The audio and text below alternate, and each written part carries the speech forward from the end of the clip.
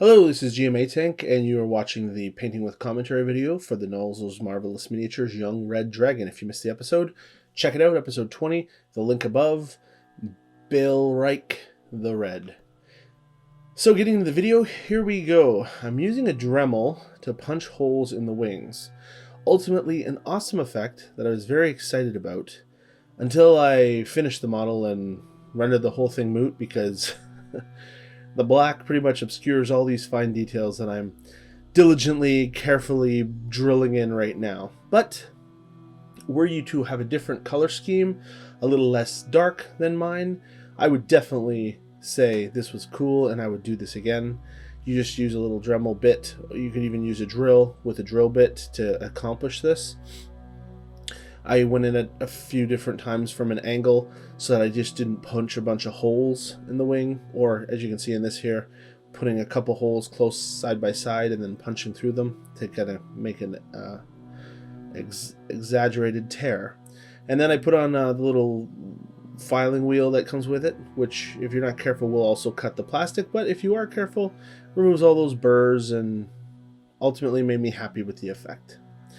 MEPHISTON red is the color of choice for my red dragon. Very light.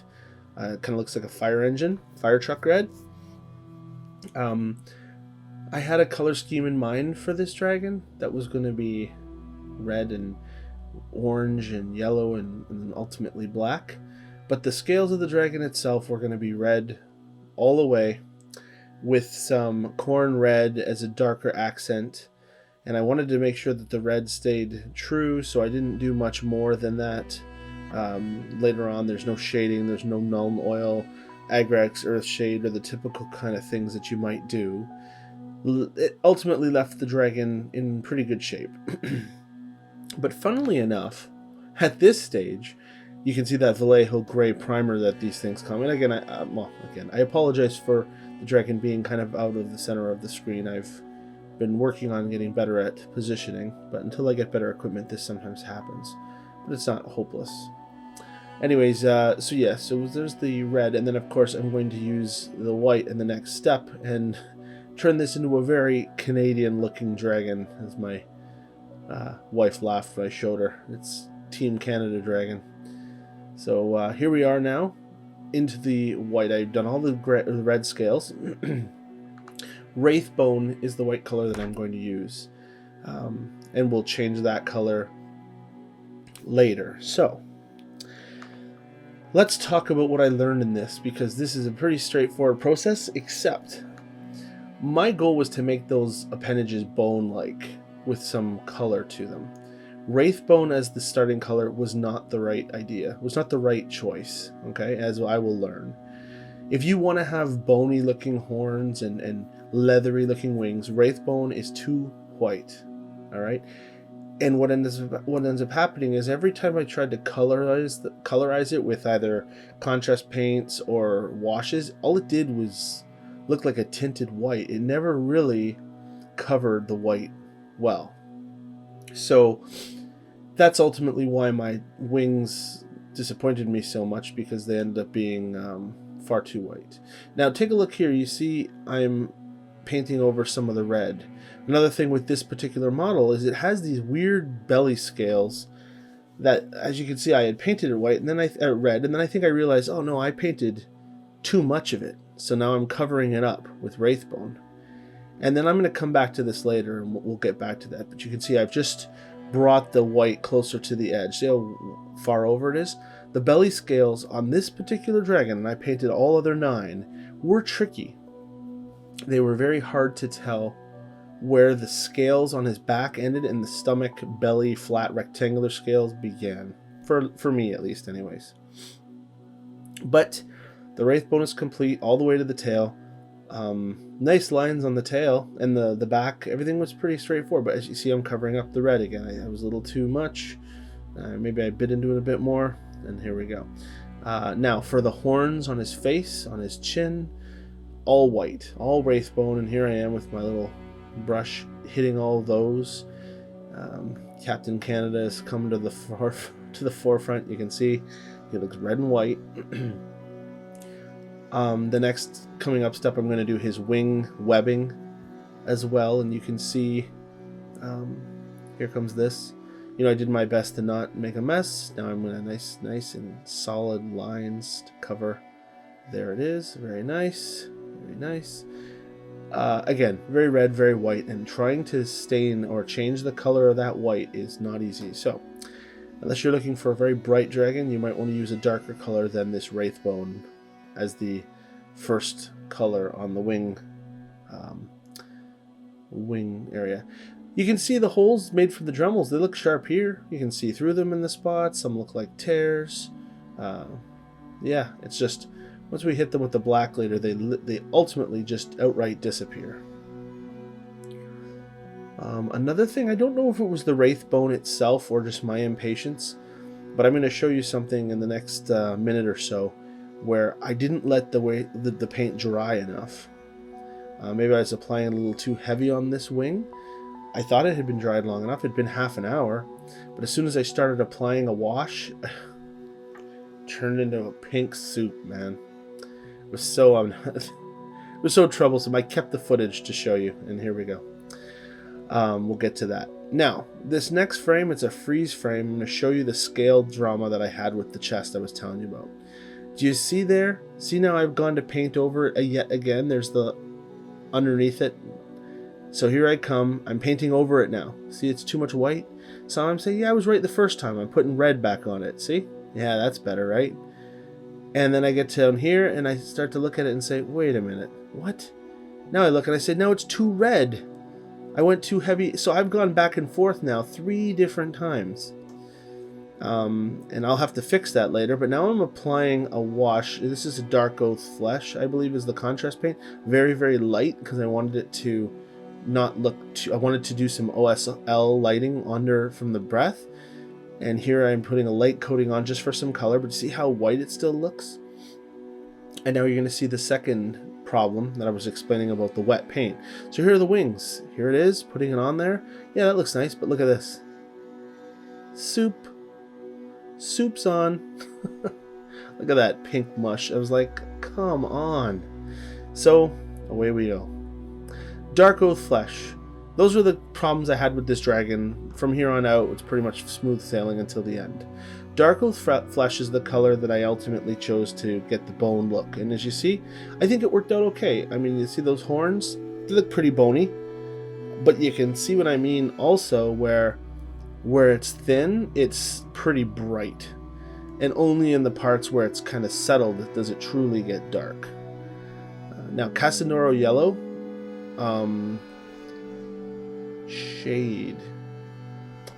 I think that's a mistake. I'm pretty sure that's the Emoric yellow contrast paint. That's not a shade. That's a contrast paint. Because I needed more coverage. Maybe I tried CASANDORA yellow first and it wasn't dark enough. I think that's what happened. I apologize for that. But nevertheless, IYANDEN yellow or whatever the yellow contrast paint is from Games Workshop. So my plan here was to do the tops of the wings with this yellow. A DARKOATH Flesh in the middle, try and wet blend them together for a transition, and then the contrast black on the bottom.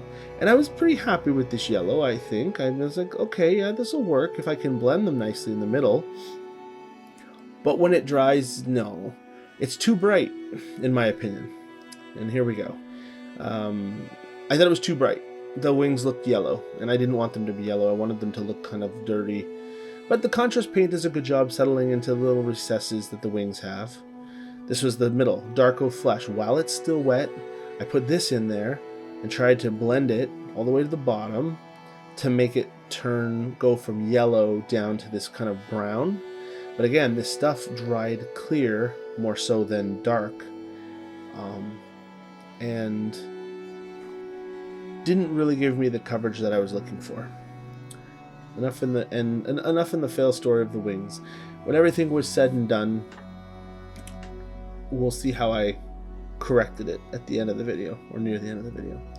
But for now, you just keep hammering through and you say, well, maybe it'll look better when it's dried. So I finished putting this mid-tone range of the DARKOATH. I used that DARKOATH Flesh because it had more of a red hue to it than a brown, and I wanted to kind of tie it to the red and the yellow, and then of course the red with the red. And I think it kind of does that. Again, sorry for being a little off center there. I think I moved my chair by accident to not be sitting where I should be. So you can see it's dripping a bit, and I've got some sponge to soak up where it's dripping, but it's too thin. It doesn't give the full transition, but it's not bad. I think I might even, actually I'm using a little bit of water on my brush there to help. I'm pulling it up into the yellow section. Alright, so now I've hooked them on my water glass. I'm applying another coat of Darkoath flesh on the chest because it didn't dry dark enough. See how white it is still? And remember, as I mentioned earlier, I've also fixed those scales that I messed up there. So I'm happy now with the chest. But I want to do an object source lighting. He's breathing this fire, and I wanted the chest under the fire to be more yellow and orange than white.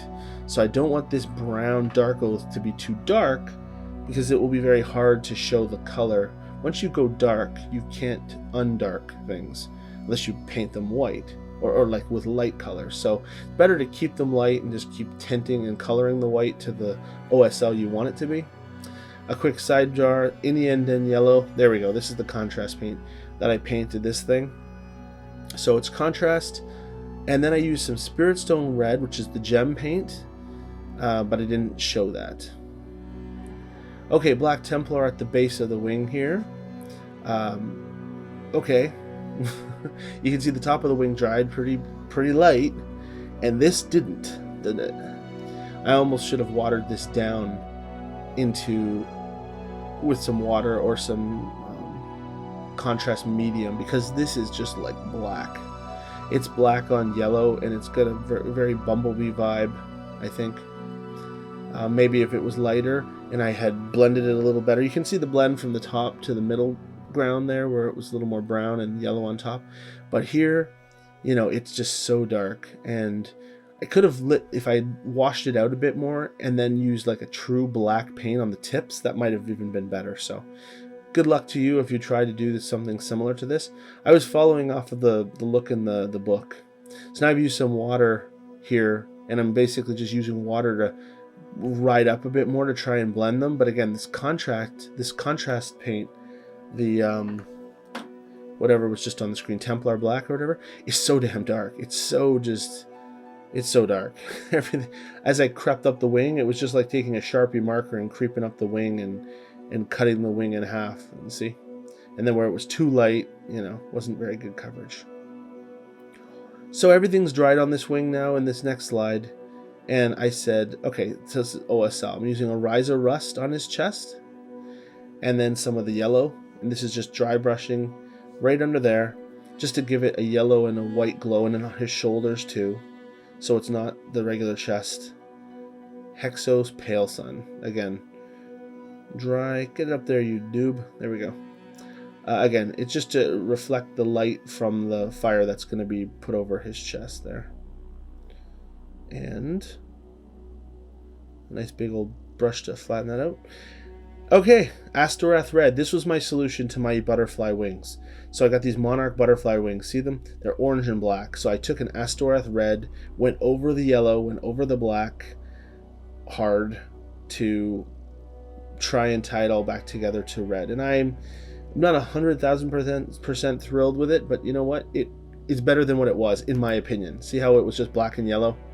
The brown is completely lost, but as soon as you put this on, and quick side note for yourselves, I mean, if you have a problem, you're kind of just hoping that it will work, because otherwise you lose all that work. Just go with it, you never know till you try. And I was happy with the way that this worked out. I used the same dry brushing on the Diablo model that I did on the other Paint to Life episode 17 or 18. So I knew it was going to work. It was going to bring that red. This ASTORATH red is very light red and bright, so that's what I did. And when it dried, I was happy with the finished result. To the base, ASTROGRANITE. So I glued it onto the base, and ASTROGRANITE is just a technical paint. It's got like grit in it, like a sand. I use that to cover the exposed black base, and then I throw it on top of the white bubblegum, chewed gum that comes with it, just so some of that grit comes along with it and it blends together nicely. I had some other ideas for this base, but honestly, I kind of ran out of time. Like here, I had a couple skulls. I got those skulls from Green Stuff World. They're all resin cast. They're kind of hard to see, especially in the time lapse. But they're tiny little human skulls, a little wraith bone on them, and they're going to go on there, but they're so small. When everything is said and done, you can't really tell. So now I'm going to get some pebbles from the driveway, some of my tasty white glue reference. I'm literally just gluing stones onto this base. And now I have these little baby rocks. I'm just going to put some dabs of glue just to kind of have different levels of pebble size. So here we go. Put some of these baby rocks on there. And I even hit it with a final kind of a white sand to give some more particulate, even more than the baby rock. So there's got 3 levels of grit. And of course there's the space for Balerÿche's human form that I'm leaving out. So put this sand on there, this white sand from a craft store. And then I take the whole thing and cover it with a PVA glue bath so it all seals in. Now I'm going to prime that mess with some craft paint. I just used craft paint because, there's a lot to cover. And, to be honest, to use your expensive Games Workshop Citadel paints to just do this, I'm not a fan of. However, I will give you this warning. That craft paint took a shitload of time to dry. Like, we're talking 6 hours for what I'm doing right there, because there was so much texture on there with all those little rocks and nooks and crannies. So it really put me out, and that's the reason why I didn't get to do as much with the base as I wanted. So now I'm gluing the human form of Balerÿche to his base. Now I'm just going to use some black dry brushing to get some shadows, and then I'm going to move on to Balerÿche's human form. So this is a Reaper Bones miniature. This is named Valendil. That's his number. That's what he looked like. And I primed him with a Chaos Black from Citadel. And I'm going to start to paint him. So this is the second time I've painted Khorne Red at the beginning. The second time I've painted a miniature with a human, or a dragon with a human. The first time was Pandora in episode 4. So there are 2. There's one for the metallic and one for the chromatic. I like the concept. You know that most dragons can polymorph, even though their stats in the Monsters Manual doesn't give them those abilities. There's a sidebar that says, well, yeah, of course they can have magic. Well, so of course, if they're an old-ass dragon, they'll have all kinds of tricks, as well, like spell-like abilities. I really like the idea of the dragons who could take human form would, and this whole story about Balerÿche coming in, coming forward to hunt the red dragon terrorizing a kingdom just to take over that kingdom was intriguing to me. So I need to add a miniature. Now I don't usually paint small, so this isn't the great first attempt. Reaper Bones minis are great for tabletop ready. They're and this isn't even like, they have 2 models of this miniature. One of them is like a resin, I think, or it has better details than the one I have. This is just from my Reaper Bones, maybe a Kickstarter or whatever, in my boxes of minis, right? They're not very forgiving. The details just are not there. Not the way they would be in, hell, even the Nolzur's models have better details than this. But I do still have 300 minis I should paint one day, and this is how I'm going to use them. And ultimately, he's just an accent to the dragon anyways, so I wasn't losing any sleep over the fact that he didn't have the best model. But I like the model that I picked. So MEPHISTON Red, again, the Fire Engine Red, I wanted his clothes to represent the same colors that I used on the dragon. So any robes, coats, overcoats, cloak, I used the same color palette. Of course, in the finished model, he does not contrast well with the dragon, but I don't want him to. He's not supposed to. He is literally, if that dragon turned into a human, this is what he would wear, because, that's like his subtle nod to his lineage. Hence why the color palette is the same. And again, being tiny like this, it's kind of tricky to see all the little details, but I could have Zenithal primed this miniature to try and bring some of that out, but I didn't, and now I pay for it with having to lean over. I didn't make a title card for this. This is Barak Nur Burgundy Citadel. See, it's like a purple, because in the crevices behind the Khorne Red and MEPHISTON Red, I didn't want more red. You need to have some kind of, so I used the burgundy purple to kind of break it up. I was actually happy with how this little mini turned out. and the whole project overall. So now we've got some TALLARN sand for like the pantaloons. They're going on there. You can also see the extra light source. I'm wearing my headlamp because I didn't zenithal prime him. So you're just looking at this 28mm black, primed flat black. You know, it's kind of hard to see. So again, the headlamp that I'm wearing really helps illuminate that those little details. And Doombull brown. I chose this brown because it's got a very red tone, like again, undertone of red to it. It is definitely a brown, but it has in there almost a burgundy-like appearance. That's for his boots. Very nice boots, sir. And yeah, it was fun painting this little guy. I'll definitely be painting more little guys after I'm finished my dragon projects and the like. Squig orange, so his hair, just keeping with the red. Didn't want to do red hair because it didn't, without creating a custom red color. I only had a few, like, there's a couple other reds, but I figured let's, you know, who has red hair truly? I mean, most people who have red hair, it's more orangey anyways. So I thought I would use Squig orange for his hair. And I put a little bit of, once it dried, I put a little bit of red accents in there. KISLEV flesh for his hand. You can see he's got this pretty rocking goatee and mustache, which I've already inked out there with the orange. We'll come back on later. So KISLEV flesh is what I did for his hands, face. And then I put up DARKOATH flesh because I had it out, and just to put a little contrast paint in there to pop out those fingers and the nose, etc. Now this ceramite white step was something I could have skipped. I did it because I'm going to put a contrast red on that collar he has, because I thought it would be a different red. It looks all the same though when I ultimately finished. Blood Angel's red is the contrast paint for the red, but you want to start your contrast with either a white or a WRAITHBONE to go on top of.